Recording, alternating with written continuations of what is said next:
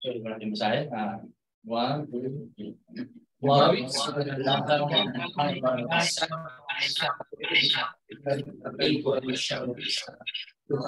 kanya, lumapit sa may lupa. Sinabi naman ng Diyos, nalaman. Tayo yung binigyan ng lahat. Tayo yung lahat lahat. Tayo yung ibabalik niya. Kabilang sa kanyang tawad. Pumasok sa kanyang templo ng puso'y nagdiriwang. Kumakaawit at pupuri sa loob ng dakong banal. Purihin ang ngalan niya at siya'y pasalamatan. Mabuti ang Panginoon, pag-ibig niya ay walang hanggan. Siya'y Diyos sa pagpapilihan ng kapatiran. Yun yung pag-usapan. Tayo ngayon tutong sa pangulang panalangin at salamat kung na po natin sa church. Tayo po ay yung pagpapanalangin. Dahil po natin ang presente ng ating Panginoon. Hallelujah, hallelujah, Lord. Dakilang Ama, kami po ay nagpapasalamat, Panginoon, na muli, Panginoon, ay dinakubit po kami, Panginoon, sa lugar na ito, Panginoon, safe and sound, Panginoon. Maraming salamat po, Panginoon, sa isang linggong pumunang biyaya, Panginoon, at nagabay na mula sa iyo, Panginoon. Maraming salamat po. At patuloy po kami sinasamahan, Panginoon, sa aming mga kanya-kanyang trabaho, Panginoon, sa aming kanya-kanyang mga problema, sa aming kanya-kanyang mga pinagdadaanan, Panginoon, tunay na hindi kami nag-iisa, Panginoon, sa aming mga laban sa buhay at lagi namin kayong kasunod. Maraming salamat po, Panginoon. Hindi niyo po kami pinababayaan, Panginoon. Lord, sa oras na ito po, Panginoon, kami po ay lumalapit sa inyo, Panginoon. Hinihigpit po namin, Panginoon, ang aming mga suliranin, pinataas po namin sa inyo, Panginoon. At humihingi rin po kami, Panginoon, ang kapatawaran, Panginoon, sa aming mga kasalanan, Panginoon. Sa mga nagawa po namin, Panginoon, sa mga nasabi, sa mga naisip, humihingi po kami, Panginoon, ang kapatawaran sa inyo. Lord, patuloy po nawang pakalinisin niyo, Panginoon, ang aming mga puso at isipan, Panginoon. At patuloy niyo po kaming gabayan, Panginoon, at itama po, Panginoon, ang aming mga pang-araw-araw na gawain, mga personal struggles ng Panginoon. Ang itama, Panginoon, na iayag po sa inyo, Panginoon. Lord, tinataas din po namin, Panginoon, ng aming gawain sa araw na ito, Panginoon. Hihingi po kami ng protection, Panginoon. Proteksyonan niyo po, Panginoon, ang apat na sulok ng tahanan ito, Panginoon. Away hindi po kami makapaunggambala sa aming mga kapitbahay na batid po namin, Panginoon, na ito po ay holy man para po sa mga kapatid na Muslim, Panginoon, at ito po yung oras ng pamamahinga. Naway hindi po kami makapagunggambala sa kanila, Panginoon, at mairaos po namin ang aming worship service ng safe, Panginoon. Lord, tinataas din po namin, Panginoon, ang mensahero na inyong gagamitin sa oras na ito, Panginoon, na maghahatid po ng inyong mensahe, Panginoon. Maraming salamat po, Panginoon, sa wisdom, kaalaman na inyong kaloob po kay Pastor Alex, Panginoon, sa itaguni po yung siya, Panginoon, sa inyong Quran. Nanaway ang mga salita lang po ninyo ang mga sa kanyang mga labi, Panginoon. Maraming salamat po, Panginoon. At gayon din po, Panginoon, sa aming mga makakapakinig po ng inyong mensahe, Panginoon. Buksan po ang aming puso at isipan, Panginoon, at tanggapin po nawa namin ang mensahe na inyong ipagkakaloob, Panginoon, at naway mamutawi po ito sa aming puso at isipan, at dumating din po ang panahon, Panginoon, na ma-share po namin ito sa aming mga kamag-anak, kapamilya, mga kaibigan, Panginoon.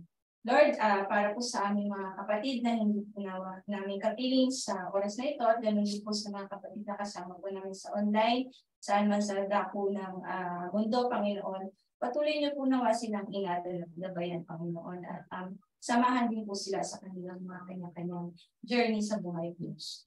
Lord, lahat ng ito pa ay ang dalangin na may pagbulit pa sa salamat at sa ngalan po ng butong na anak na si Jesus. Amen.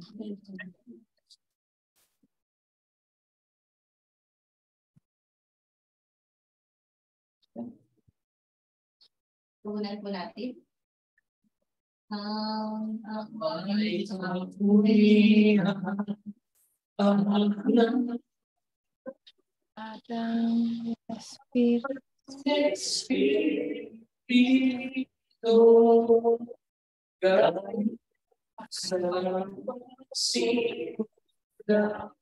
Para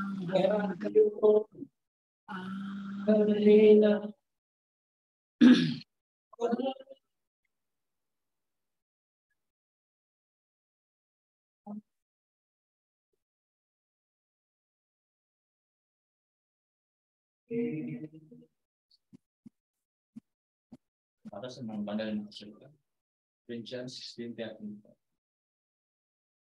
Sabi ba natin? Watch and fast in the faith. Be brave, be strong. Never be God with love.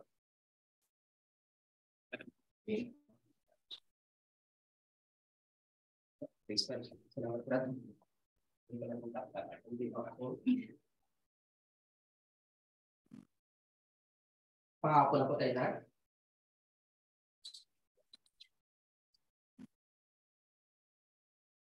Rin po ang buhay ng bawat isa natin pa ngayon. No? So, ang title po natin ay The Courage of Our Convictions na pumula po sa 1 Corinthians chapter 16, verses 13 to 14. No? Paborito pong Panginoon sa availability ng mga kapatid na nasa online or nanonood sa online. At patuloy pa natin panagalangan natin mga kapatid na hindi kasama natin ngayon na nawa ay patuloy na salisikin ng bawat isa ng ating Panginoon. Just not like. So again po, ang title po natin is The Courage of Our Convictions. So, at mula po ito sa 1 Corinthians chapter 16, 13 to 14. Sabi po muli, watch, stand fast in the faith. Be brave, be strong. Let all that you do be done with love. So po rin po Panginoon. So convictions po ang ating pag-aaralan. No? Ano po ang ibig sabihin ng convictions? No? When we say convictions, it means yung ating paniniwala, ating pananampalataya, no? Kung gaano katibay. No? At paulit-ulit natin sinasabi, no? At marahil ito yung kasagutan kung minsan tinatanong natin ating Panginoon kung bakit tayo kailangan dumaan ng pagsubok. Ay upang matest natin. Dahil sabi nga natin, talk about convictions, it measures, no, mini-measure ito na kung gaano katatag ang ating conviction or ating pananampalataya. So before tayo magpatuloy, ako'y samahan sa isang maikling panalangin. Hallelujah sa inyong pangalan namin Diyos. Salamat po sa araw na to na inyo pong ginawa upang kami mapagsama-sama pagpuri sa inyo. Salamat po Panginoon sa maliit na grupong nandito ngayon Panginoon upang purihin po ang inyong pangalan. Alam po namin Panginoon na bagamat kami ay ang bilang namin ay konti lamang Panginoon. Ngunit ang puso ng bawat isa nandito ngayon Panginoon ay malalaki upang maglingkod sa inyo. Malalaki upang sila po Panginoon ang kanilang desires na kayo'y makatagpo Panginoon o makaniig ay nag-uuma po. Salamat po Panginoon. Salamat po Panginoon na ako po'y inyong patuloy na linisin at tawarin sa aking mga kasalanan. At patuloy niyo po kong itago sa inyong puran Panginoon. Ang inyong mga salita ako po ninyo. Ang marinig sa oras na po Panginoon. Hindi po ang mga salita ko, hindi po ang mga iniisip ko, hindi po ang damdamin ko ang maihatid, kundi Panginoon. Ang panggit ko, ang ma-share ko ay all about you Panginoon. Mga mensahe ninyo na gusto niyo iparating sa aking mga kapatiran. Purihin po kayo. Ganun din po, itago at panalangin po Panginoon na buksan niyo po ang puso at isipan ng mga makakakinig. Masalitang ito, Panginoon. At muli po, Panginoon, patabayin niyo po, Panginoon, ng puso ng sarana ng iyong salita. Ay tumubo, Panginoon, ng totoo at tapat. Ng mahayag, Panginoon, ng iyong kaluwalhatian sa buhay ng bawat isa ng dito ngayon. Ng mga kapatiran na nakikinig sa Zoom, Panginoon. At maging life testimony, Panginoon, ng buhay nila na ang Diyos na pinag-ilingkuran nila ay Diyos na buhay po ng ibang ating Panginoon Kristo. Salamat po, Panginoon, muli. Ang natin aming dalangin at inaakit po namin nakatumpayan sa kami sa Panginoon Kristo. Sa gabay ng Banal na Espiritu. Amen. Amen. So again po, ang pag-aaralan po natin ay regarding sa convictions. No? At when we say convictions, ito po ay all about our pananampalataya. Gaano po ba katatag ang ating pananampalataya at paano natin ito mapapatatag. No? At sabi nga natin, kadalasan tinatanong natin Panginoon, ano po ba ang dahilan kung bakit kailangan natin dumaan sa isang problema na tila hindi natin kaya. No? Pero at the end of the story, magugulat tayo na kinaya natin. Magugulat tayo na napagtagumpayan natin. Magugulat tayo na all I know kabiguan ang darating ko. Pero at the end of the day, no, ito pala ang ibig sabihin or ito pala ang kagustuhan ng Panginoon sa buhay ng bawat isa. No? At dito ay namumultiply, no? 10 times 10 ang ating pananampalataya sa mga ganitong senaryo. If we're going to hold on, if we're going to keep or remain faithful sa ating Panginoon, no? Magbulat tayo sa istorya ng buhay natin na tayo ay nagtagumpay kasama na ating Diyos. Amen po ba doon? Amen. Conclusion, tapos na. So yun po, the courage of our convictions, no? Nagmumula pa sa 1 Corinthians chapter 16, 13 to 14. Watch, stand fast in the faith, be brave, be strong. Let all that you do be done with love. Puro positive po, no? All of these phrases connote strength and courage in the child of God. Tato ba tayo ay anak ng Panginoon? Amen. Puri na Panginoon. Lahat tayo nagsitanggap na nampalataya, no, sa ating Panginoon Kristo. Ang ating Diyos, may tinuturing tayong anak niya. No? At kapag tayo tinuturing niyang anak, no, sinasabi sa Romans, no, we are being led by the Holy Spirit. We are being led by the Holy Spirit. Pero later on, i-emphasize natin ang ibig sabihin ng sinasabi sa Romans na we are being led by the Holy Spirit and we are treated as a sons of God. All this praise connotes strength and courage in the child of God, but they also indicate a responsibility to act upon our faith in a particular way. Tandaan po natin dito, no? We are being commanded. Watch, stand fast in the faith, be brave, be strong. No? May commandment, no? Pero yung responsibility natin, that all that you do be done with love. Pwede kang maging matapang, pwede kang maging malakas, no? Pwede kang may pananampalataya, pero kung wala ang pag-ibig, we are nothing. Kung wala ang pag-ibig, we are nothing. So yun, sinasabi dito, but they also indicate our responsibility to act upon our faith in a particular way. No? We have to have faith, okay, founded in love. No? That all you do, be done with love. So ano po yung conviction na pag-aaralan natin? Ano yung trabaho natin? Sinasabi dyan, watch. Yung kagad yung unang-unang makita natin dyan, no? Yung kagad yung unang makita dyan. Ito po ang aking text na dito.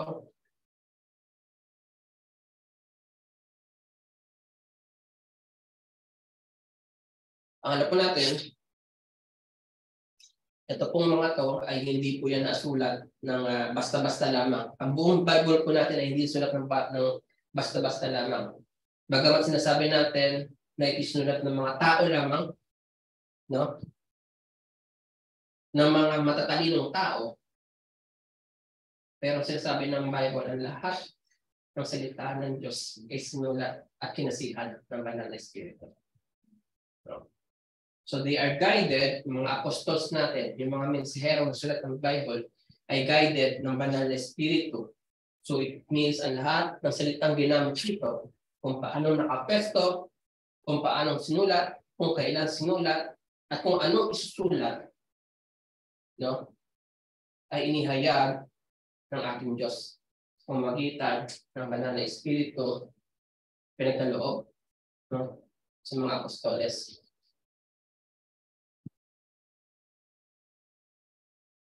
So sabi diyan, watch. Ang sa konteksto natin na pagbasihan yung 1 Peter chapter 5 verse 8. No? Paano tayo magiging mapagmasid? Or paano tayo pagagampanan yung duty? Sabi nga, duty. Yung pagiging mapagmasid. Kung tayo ay watcher. No?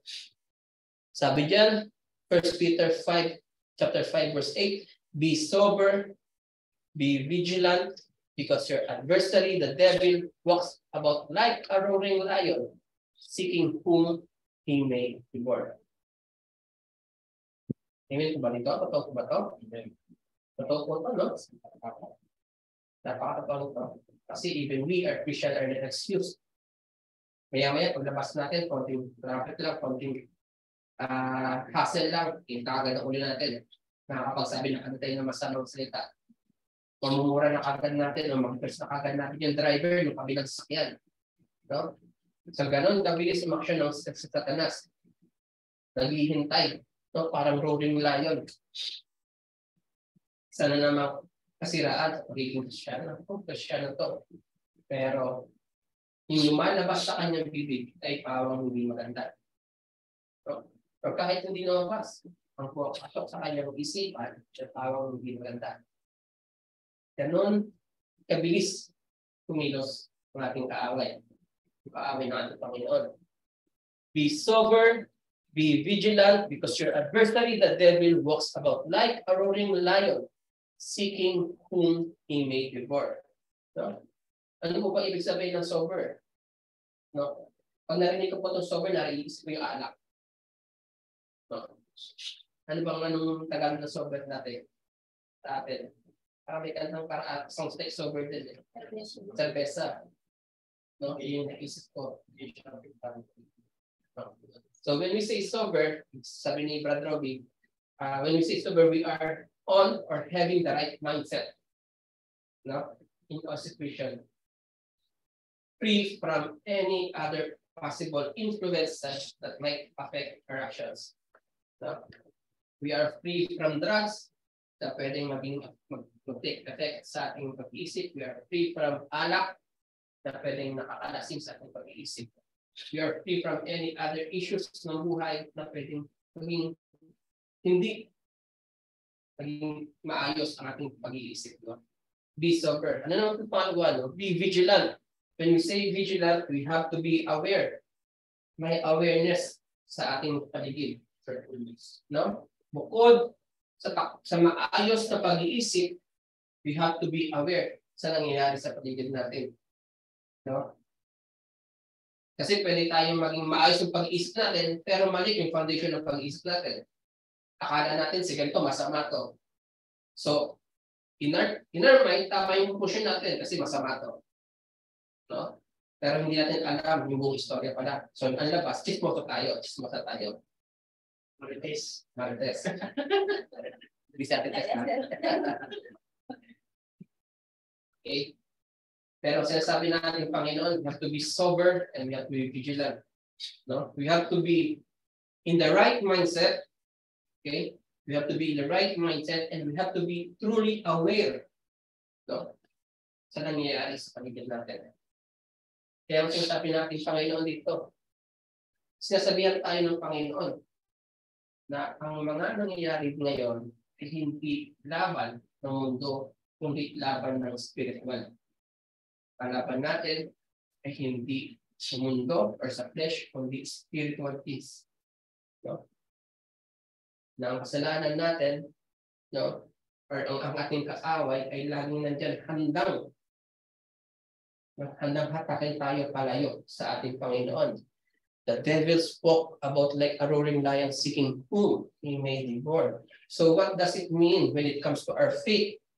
Yung be sober, be vigilant. Ano ibig sabihin nito pag ito ang pinag-usapan natin or kung i-relate natin sa ating pananampalataya? When we practice our faith, we practice it based, no? Saan? Saan dapat binibase? Dapat ba sa emotions natin? When we practice our faith, ayun natin dapat binibase. Binibase ba natin sa tao? Kung ano ang status ng tao? When we practice our faith, no, we practice it based on the Lord's good nature. Sa kaluwalhatian ng ating Diyos Ama. No? Based sa katuruan ng ating Panginoong Kristo. No? And based sa guidance ng Banal na Espiritu. No? Our perspective of what is right or wrong should not be based dito sa mundo. Hindi dapat nakabase sa sanlibutan, bagkus dapat nakabase sa ating Diyos Ama, sa ating Panginoon Kristo, at sa gabay ng Banal na Espiritu. Amen po ba doon? Amen po, no? And kagaya ng mga sikat na issue ng LGBTQ na yan. No? LGBTQ. They are trying to make a law according sa kung anong tingin ng mundo ay tama.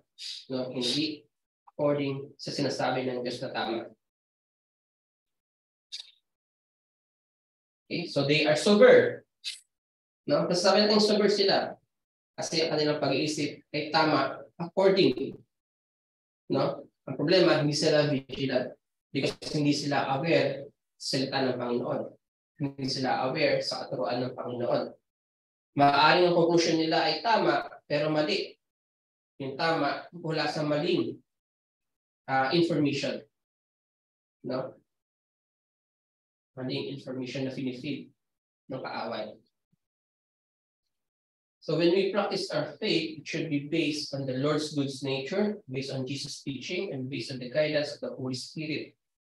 When we practice our faith, our standard of morals should not be based on emotions, no, or in the human mind or human knowledge, but should be based, no, sa ating Panginoon. Jeremiah chapter 17 verse 9, the heart is deceitful above all things and desperately sick. Who can understand it? I, the Lord, search the heart and test the mind to give every man according to his ways, according to the fruit of his deeds. So by means of conviction, no, ito yung sasabi natin, by means of conviction, we are being tested by our Lord. We are being tested by our God. And He shapes us according to His purpose. No? According sa kung anong nais niyang pagawa sa atin. According sa kung anong participation natin sa overall plano ng ating Diyos Ama upang maihayag ang kanyang kalwalhatian, upang maihayag ang glory. Ang paghihirap ni Brad, marahil ay nangyayari dahil may permission ng Panginoon. Sa ganun, at the end of his story, ay mahayag ang kabutihan ng ating Diyos Ama. Mahayag ang kapangyarihan ng Diyos Ama sa kabila, no, ng kahinaan ng ating brother's. These are just some of the example of chains that the devil may use to pull us back away from the holy presence of the Lord. We have to watch ourselves with all of these things for us to be able to walk straight sa ating Panginoon, sa ating Diyos. No, matindi po yan. Be sober. No? Be vigilant. Hindi po yan kagaya ng trabaho natin na 8 hours ka lamang kailangan maging sober o maging vigilant. Hindi 24 hours po yan. Kasi minsan, pagising mo parang mainit na kagad ulo natin. So we have to be, kailangan na agad natin i-correct ang ating pag-iisip natin. Matutulog ka na lang. Bigyan ka ng ulo natin. Sa trabaho, no? Binigyan natin yung trabaho ng Panginoon na ginagamit yung pamaghindalwi ng pagpapala. Pero ang bigat pa rin ng paa natin, ang bigat ng loob natin pumasok. Because we keep on looking, no, sa kasiraan na binibigay ng ating kaaway, bagkos pakaluwalhatian at biyaya ng ating Diyos Ama. Thus, stand fast in faith. Philippians chapter 1 verse 27 and 2 Timothy chapter 1 verse 13. Stand fast in faith.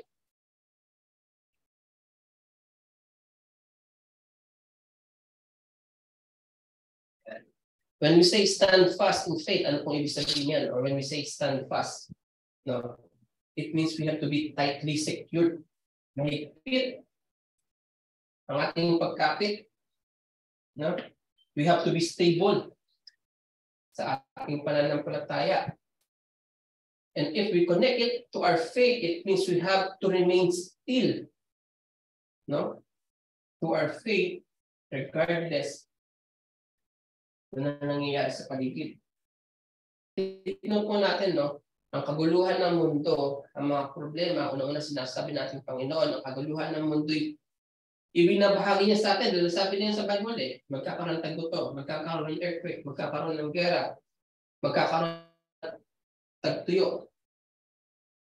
Ang lahat na ito'y kailangan mangyari sa aking muling pagbabalik. Ngunit hindi ko ito sinasabi upang kayo'y matakot. Ako sinasabi ko sa inyo ito to encourage one another. No? That's why we have to be still sa ating pananampalataya. Sinasabi rin natin, Panginoon, ang mga trials, ang mga problema, ang pinagdadaanan natin ngayon ay hindi na bago. Napagdaanan na yan ng mga nauna sa atin. na pagtagumpayan na yan ng mga napulis sa atin. Kaya nandun, ang sinasabi sa atin ng Panginoon, no? If we connect it to our faith, it means we have to remain still on our faith regardless of our situation, or if may nakatingin man o wala. Sabi sa Philippians chapter 1:27, only let your conduct be worthy of the gospel of Christ. Let your conduct be worthy of the gospel of Christ. Yung actions natin, yung pamumuhay natin, let's be worthy the gospel of Christ. Meaning, yung gospel ng Christ should reflect, no, sa ating pagkilos, sa ating pamumuhay. So that whether I come and see you or I am absent, I may hear of your affair, that you stand fast in one spirit with one mind, striving together for the faith of the gospel. It means by means of our life, by means of our actions, by means of our lifestyle, no? We became a living testimony that we, as a Christian, remain still in our faith. We stand fast in our faith. May nakatingin man o wala. No? Ito po, kaya po kasi bumagsak ko sa exam na yan. Bumagsak ko sa exam ng ating Panginoon. But praise God, dahil nandun ang restoration ng Panginoon. So I feel guilty about this because despite of me being born in a Christian family, there are lots of time. No? There are lots of time na bumagsak tayo sa test ng Panginoon. But again, guilt is not a bad thing. No. Ano ibig sabihin nito? When we feel guilt, it means nandun ang banal na spirit ng inuusik tayo. No? And it's good that we can still feel guilt. Why? Because it means that we are still being led by the Holy Spirit. Pinangunahan pa rin tayo ng banal na spirit. Romans chapter 8, verse 12 to 17, dito po sinasabi, so then, brothers, we are debtor, not to the flesh, to live according to the flesh. For if you live according to the flesh, you will die.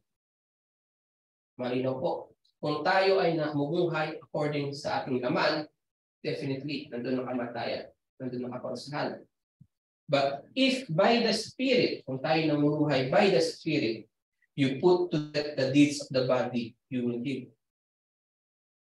So mayroon pong battle, mayroon pong gera nagaganap within us. No? The flesh against the spirit and the spirit against the flesh.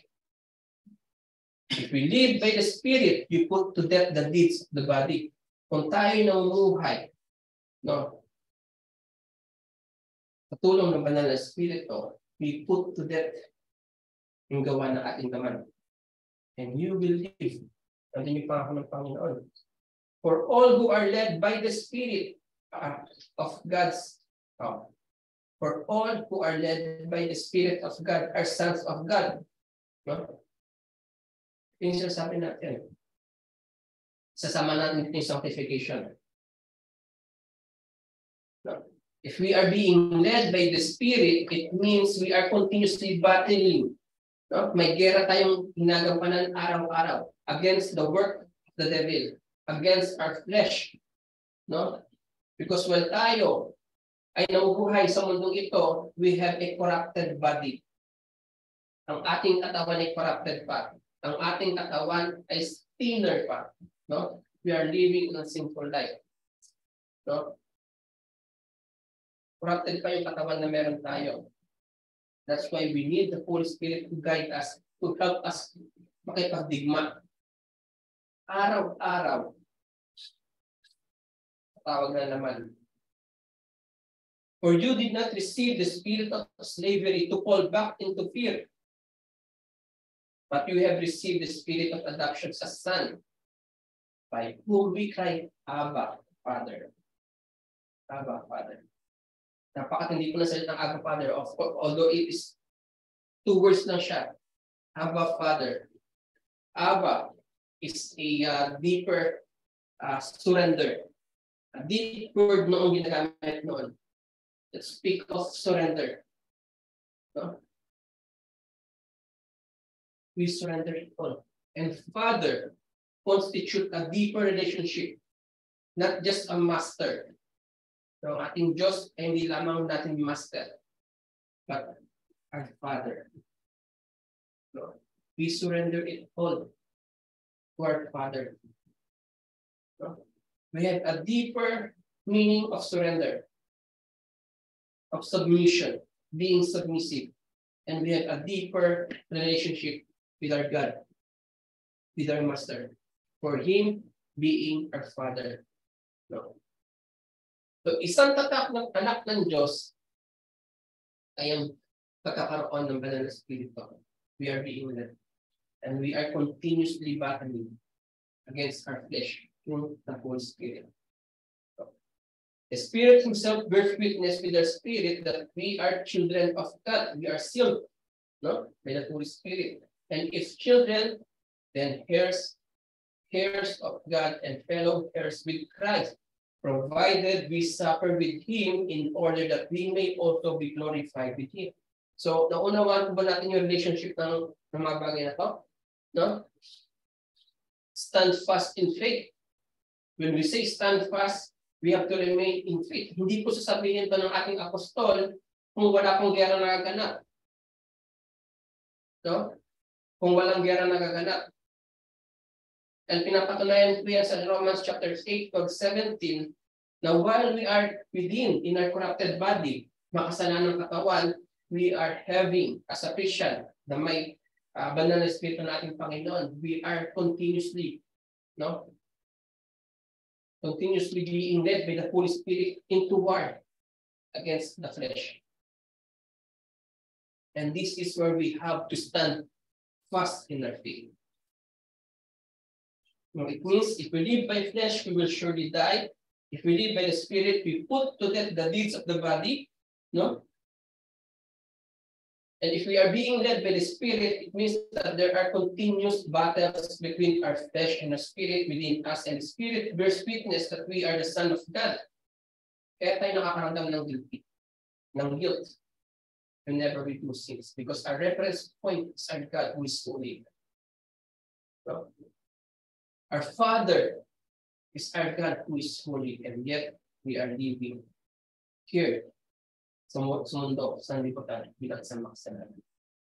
And yet, the Holy Spirit who leads us, no, saying, Maria, saying you have to change. Saying, I'm leading you into battle, and you have to stand fast in faith. Kailangan mo pagtagumpayan. Kailangan mo manatili sa pananampalataya. Kailangan mo magbalik sa pananampalataya. 2 Timothy chapter 1, verse 13.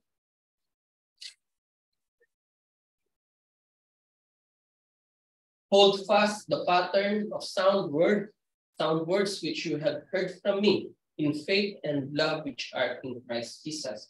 Yes, sa 2 Timothy chapter 1:13, hold fast the pattern of sound word which we heard from them. Panghawakan natin, pagkaingatan natin. No? Hindi lamang i-memorize. Hindi lamang basahin, memorize, or at least kung memorize, no? Pero minsan, basa, tulog, kalimutan na bukas. No? Hindi lang gano'n, kundi isa buhay natin. Sabi nga sa nauna, no? Let your conduct be worthy of the gospel. Convert it into action. At once you convert it into action, hold fast the pattern of sound word. Kapag na-convert mo na sa iyong lifestyle, kapag na-immerse mo na or na-impute mo na sa pamumuhay mo, panghawakan mo, pag-ingatan mo, pag mong hayaan mawala yan sa buhay mo. I-repeat mo nang i-repeat ang pagsunod sa Panginoon. I-repeat mo nang i-repeat ang pagkampanan mo sa salita ng Panginoon until ito ay maging sound pattern, no? Ang pamumuhay natin. Sa buhay natin ng katuroan ng ating Panginoong Kristo Jesus, nang sa ganoon ay mawala man yung Biblia itself. No? Hindi ang kanyang mga salita. Hindi mawawala ang kanyang mga salita dahil ang katanin na ito sa puso natin. Ito po, importante po ito. Kasi darating po sa Revelation, no? Darating po ang point kung saan ang Bible ay magkakaroon ng sabihin natin pagbabawal, magkakaroon po ang point kung saan sa sobrang hirap or sa sobrang tribulation na mangyayari. No? Ay pagbabawal ang Bible. At walang Kristiyano, walang pupuntahan ng Kristiyano, or walang makapagputuhan ng Kristiyano ng Biblia. Kaya napaka-importante na yung mismong salita ng Panginoon ay isinasabuhay natin ang saganong. Kung yung Biblia itself ay mawala man, ang kanyang salita ay nasa puso natin. Mapapansin po natin yan unti-unti. Nawawala na sa school ang pag-aaral ng salita ng Panginoon. Pinagbabawal na sa school pag-usapan ang usapang religion. Or anything, something to do with the God. No?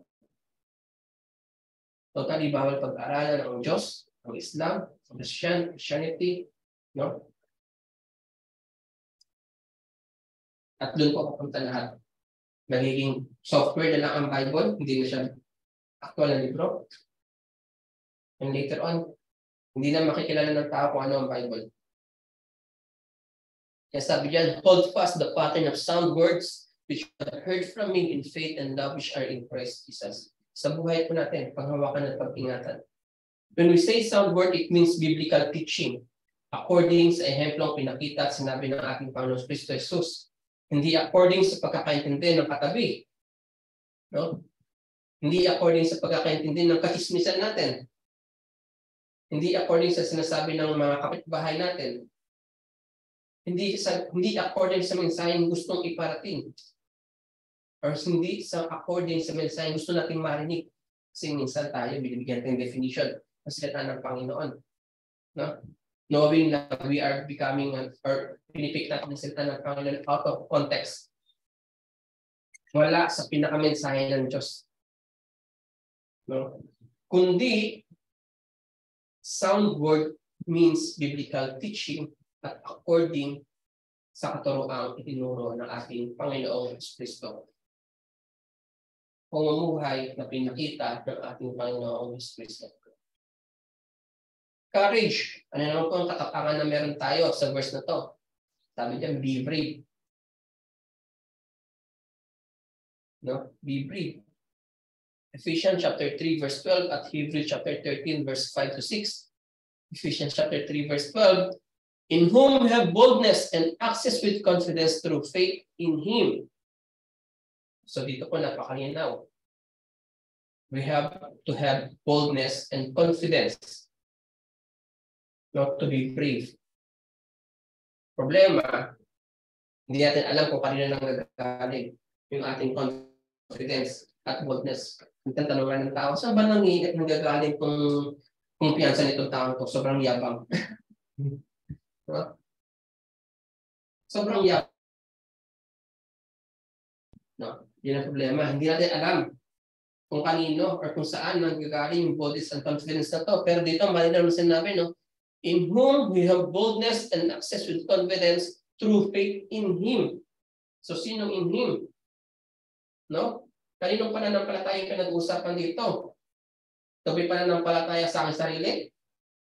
Pananampalataya sa company ko? Pananampalataya sa laman ng pera ko? Sa laman ng bangko ko? No? Hindi po. In Him. Capital H. Ang tanong ko'y kanino tayo dapat pananampalataya para tiyak na tama ang ating pagiging boldness and confidence. No? Not to ourselves, not to any other idolatries. No? Hindi sa karma, hindi sa kapaligiran, kundi sa sinasabi ng Biblia, faith in Him sa ating Panginoong Kristo. Kung bakit kamo dapat tayo sa Panginoong Jesus magtiwala at manampalataya. No? Our confidence not in ourselves but in Him, sa ating Panginoong Kristo. Hebrews chapter 13 verse 5 to 6, let your conduct be without covetousness. Be content with such things as you have, for He Himself has said, I will never leave you nor forsake you. So we may boldly say that the Lord is my helper. I will not fear. What can man do to me? So dito sinasagot ang tanong natin, bakit tayo mananampalataya sa ating Panginoon Kristo? Unang-una, ang Diyos na nagsabi sa atin, no, I will never leave you nor forsake you.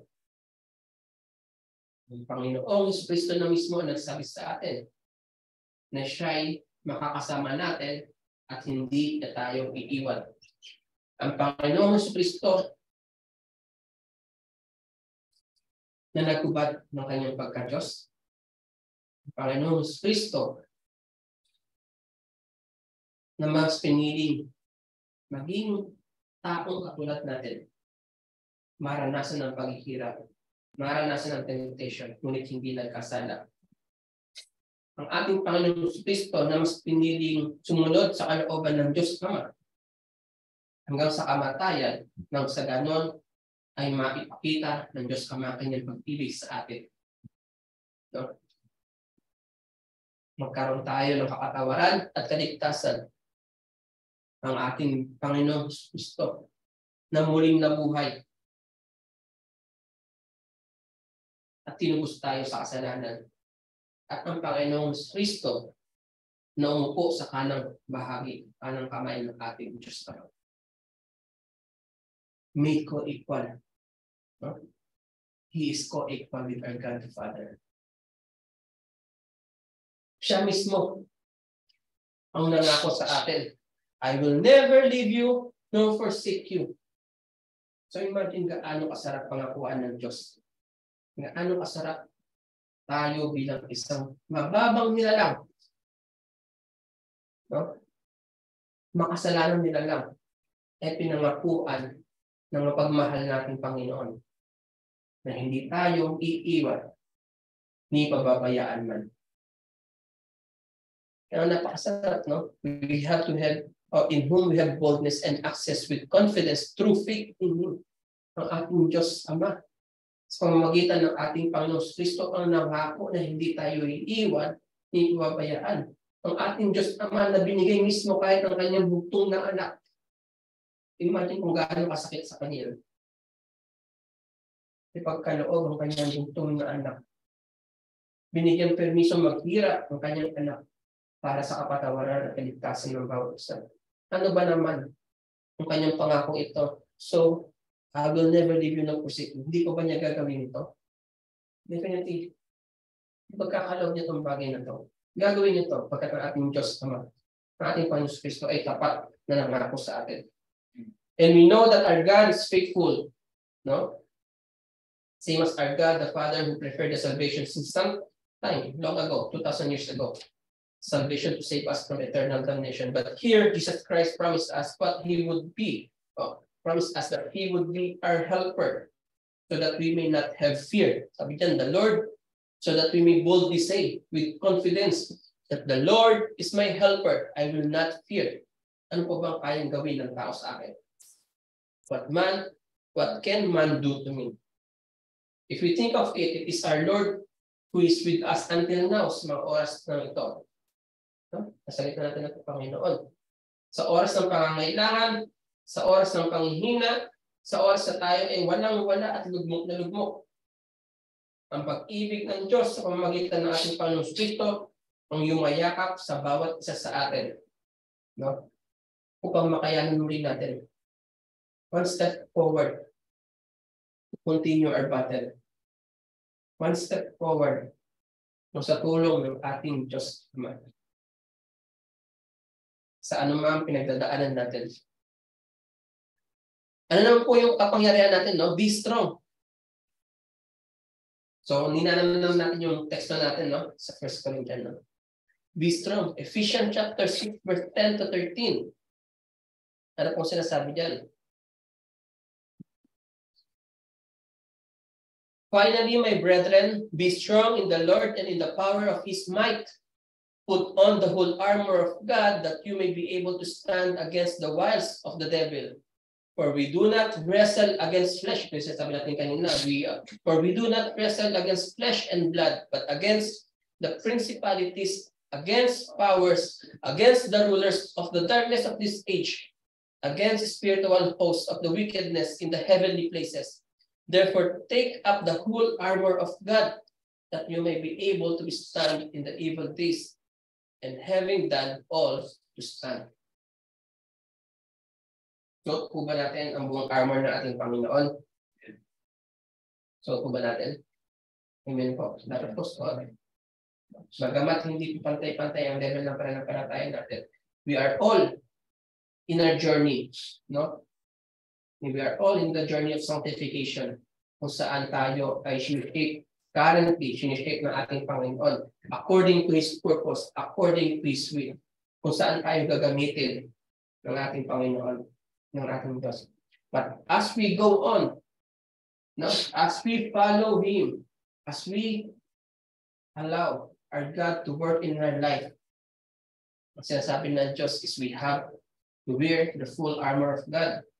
Be strong in the Lord, to rely solely on His power.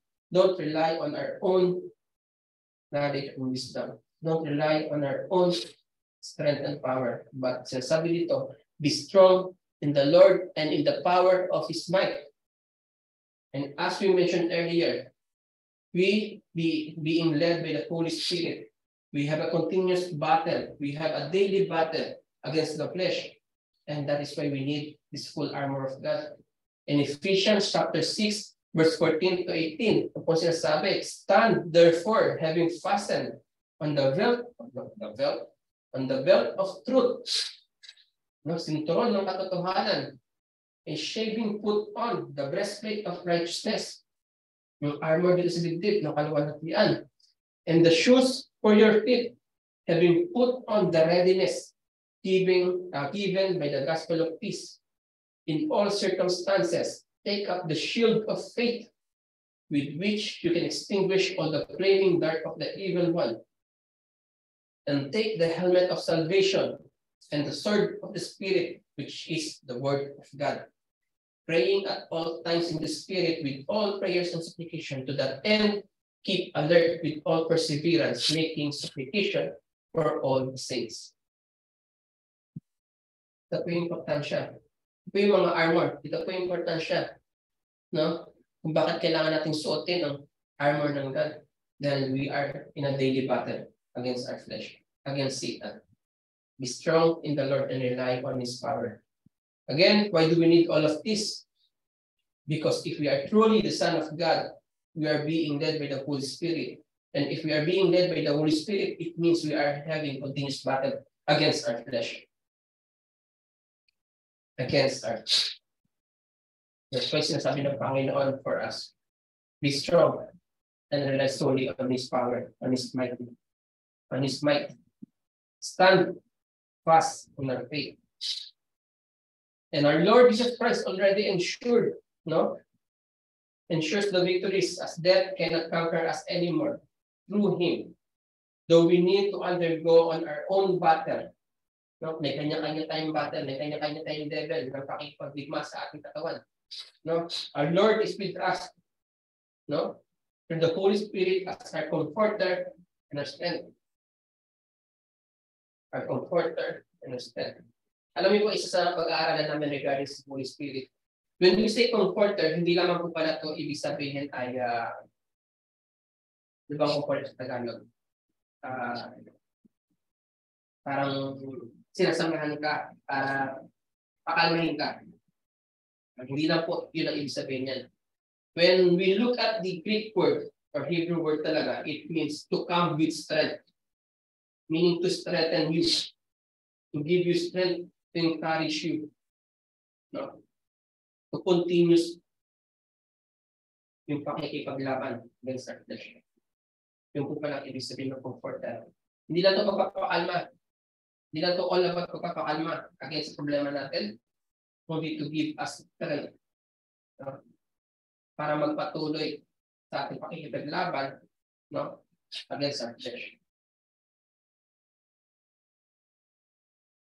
And lastly, ito yung responsibilities natin. Conduct all. Let all be done in love. 1 Corinthians chapter 13, verse 4 to 7, and 1 John chapter 4, verse 7 to 11. So, when we say love, no, Yan. Napakasikat na word ngayon yan. Napakaraming nami-misdefine ang pag-ibig. No? Just love, no war. Mga ganyan. Sige nga, LGBTQ, love. Pinapasok nila sa definition ng love. Just to overshadow yung kasalanang meron within this idea. Lastly, our responsibility is to do all things with love. No? But it is not a kind of love the world, itong sanlibutan, thinks we need. Not the love they think they can have in the affection coming from man to girl to girl, man to man relationship. God's definition of love can be seen in 1 Corinthians chapter 13, verse 4 to 7. Ito yung definition natin Diyos. No? Love suffers long and is kind. Love does not envy. Love does not parade itself. Love does not parade itself.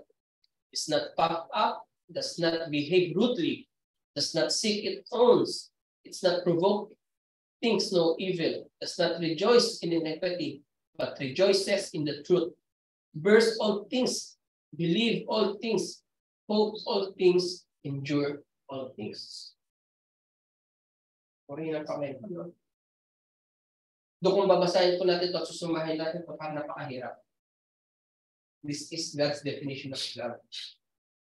And again, we are still not on the level of our God, because our God is incorruptible, meaning walang kasalanan natin Panginoon or hindi nagkakasala.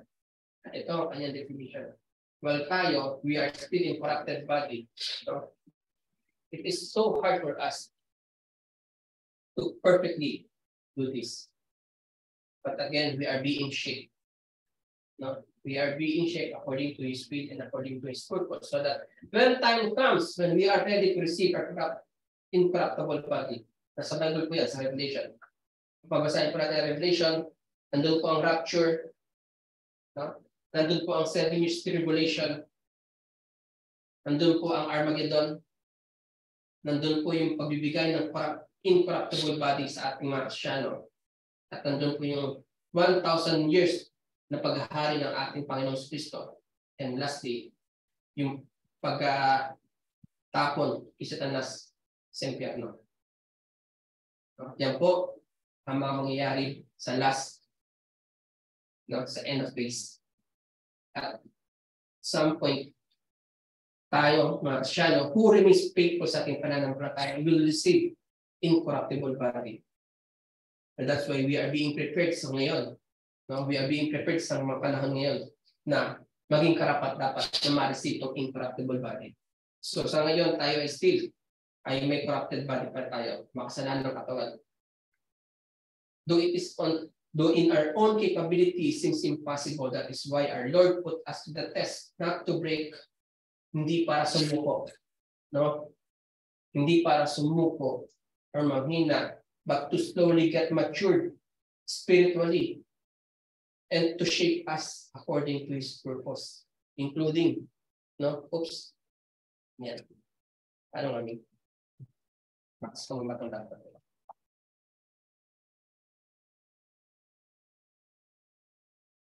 Thank you. Para-active mo lang. PowerPoint. Yeah, thank you. So we are being tested, hindi para sumuko, hindi para manghina, but for us to get matured spiritually, no? So that we may be worthy to receive yung biyaya ng ating Diyos. 1 John 4-7, chapter 4, verses 7 to 11. No? Beloved, let us love one another, for love is not God. For love is of God, and everyone who loves is born of God and knows God. He who does not love does not know God, for God is love. In this, the love of God was manifested toward us, that God has sent His only begotten Son into the world, that He might live through Him. And this is love, not that we love God, but that He loved us and sent His Son to be the propitiation for our sins.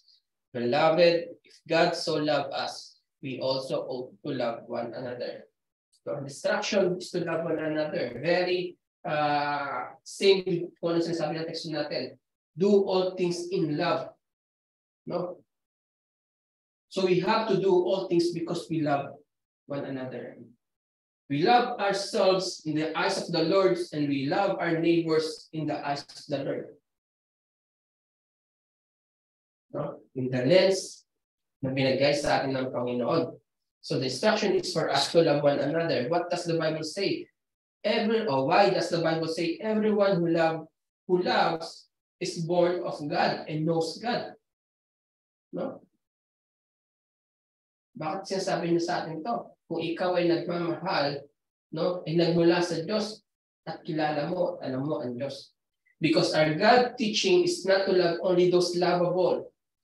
No? Hindi sinabi ng Panginoon, ibigin mo itong magagandang to, itong mga sex nito. Kundi sinabi ng Panginoon, ibigin mo silang lahat. Ibigin mo ang lahat. Ang ating Diyos Ama, ang ating Panginoon Kristo, ay inibig yung makasalanan. Sabi nga niya, hindi siya nagpunta rito para sa mga hindi para sa mga hindi makasalanan. Hindi nagpunta siya rito para sa makasalanan. Ang doktor ay naging doktor hindi para sa mga walang sakit, kundi para sa mga may sakit. At ganoon din ang ating Diyos, ang ating Panginoon Kristo na naging tagapagligtas. Hindi para sa mga ligtas na, kundi para sa mga hindi paligtas. Because our God teaching us not to love only those lovable, yung mga madaling ibigin, yung mga kaibig-ibig, but also those unlovable and difficult people. May difficult people na naman. Hirap talaga ibigan difficult people na yan.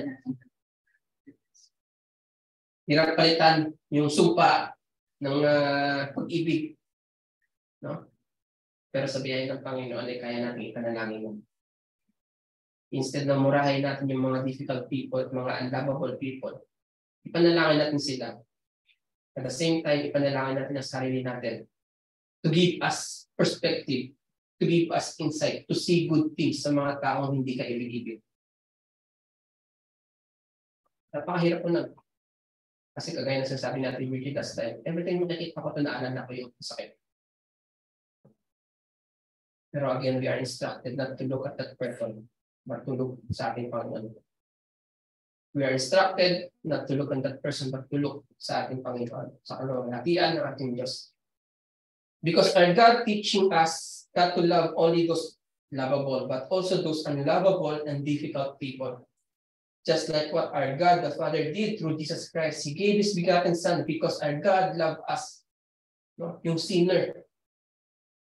Yung tayo na makasalanan. So much that He don't want us to perish despite us being unlovable, despite us being the worst sinner, despite us betraying our Lord too many times. No? Halos araw-araw, pinagtasala natin ang Panginoon. Lord, pupuri ako sa inyo ngayon. Paglakas ng bahan, ay, ano. No? Lord, pupuri ako sa inyo ngayon. Ay, taranta.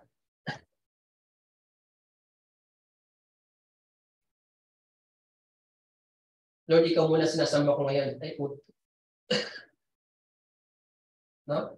Paglabas natin dito, nandun na kagad yung kaaway ng kaabang. Kailan ko kaya tumaatake? Kailan ko kaya mapapamura ulit to? Nakatambay sa labas. Kailangan madapa ko ulit to. Nang sa ganon, he cannot see himself worthy sa biyaya ng Panginoon. Nang sa ganon, the people around him will not see him as a Christian, as defined by our Lord. Nang sa ganon, masira ang pangalan ng ating Panginoon. Because our God teaching us not to love only those lovable, but also those unlovable and difficult people. Just like what our God the Father did through Jesus Christ, He gave His begotten Son because our God loves us so much that He don't want us to perish despite us being unlovable, despite us becoming the worst, or despite us being worse sinners despite us betraying our Lord too many times. Sabi nga, nabumulan na ako ha. Sabi nga sa 1 Corinthians chapter 13, verse 2, if I have the gift of prophecy and can fathom all mysteries and all knowledge, no? And if I have faith that can move mountains, ito po yung kontra, but do not have love, I am nothing. See? Textual, he got everything. He has everything. No? A gift of prophecy. No? He can fathom or he can understand, comprehend all mysteries, all knowledge. And he has faith that can move mountains. No? But if I do not have love, I am nothing. Kung walang pag-ibig, baliwala. Kung walang pag-ibig, baliwala. Kung walang pag-ibig, ay baliwala. Okay. Sa conclusion po, no? Mahaba din po pala. Akala ko may lang siya. Napahaba din po pala. Puri ng Panginoon. Sa text po dito kasi sa mga notes ko rito, may lang. Pero again, kung sasalita po tayo dito, yung banal na spirit on ito daily. Conclusion. May each of us heed, no? The exhortation of the apostle. When we say heed, submit, act on it, no? Isang buhay natin. May each of us heed the exhortation of the apostle in this passage and act upon our conviction as God's children in such a way as to bring him glory and honor. So act upon our conviction. Remain in our conviction. Remain in our faith. Be strong, be brave, be watch, be vigilant, be sober. And above all things, do it with love. Okay? Upon our conviction as God's children in such a way as to bring him glory. Purihin po ang Panginoon, samahin po ako muli sa aming pinanatan. Hallelujah sa inyong pangalan namin Diyos. Salamat po sa oras na po sa inyong mensahe na muli po ay ina-encourage kami manatili sa aming pananampalataya. To be watchful, to be sober, to be vigilant, to be brave, to be strong, and all of the above. All of this, Panginoon, ay to do it with love, Panginoon. Salamat po, Panginoon. Tunay po na kayo ang Diyos na nasa gitna namin to remind us, Panginoon, na kayo ay aming kasama, Panginoon, sa mga oras na Panginoon, kayo ang aming helper, Panginoon. Wala kaming dapat itatakot or wala kaming dapat ipangamba pagkat kayo ang Diyos na aming sinasamba, Panginoon. Salamat po. Anong kayang gawin ng tao sa amin, Panginoon? Turuan niyo po na kami, Panginoon, kagaya na aming napag-aralan, na manatili sa aming pananampalataya. Ayon, Panginoon, ayon sa inyong kalooban, ayon sa inyong pagsusunan, Panginoon, ayon sa inyong purpose sa buhay ng bawat isa, Panginoon. Manatili kami sa aming pananampalataya, Panginoon, despite of what is happening around us, what is happening within us, what is happening to us, Panginoon. Kami manatili sa pananampalataya, nung sa ganon, Panginoon, kami maging living testimony na aming sinasamba, itunay na buhay na Diyos. Diyos na tapat, Diyos na nabigtas sa amin. Purihin po kayo muli, Panginoon, natin ay aming dalangin. Kami papulit po sa salamat. In Jesus' mighty name, our Lord and Savior. Amen. Amen. Amen. Purihin po, Panginoon.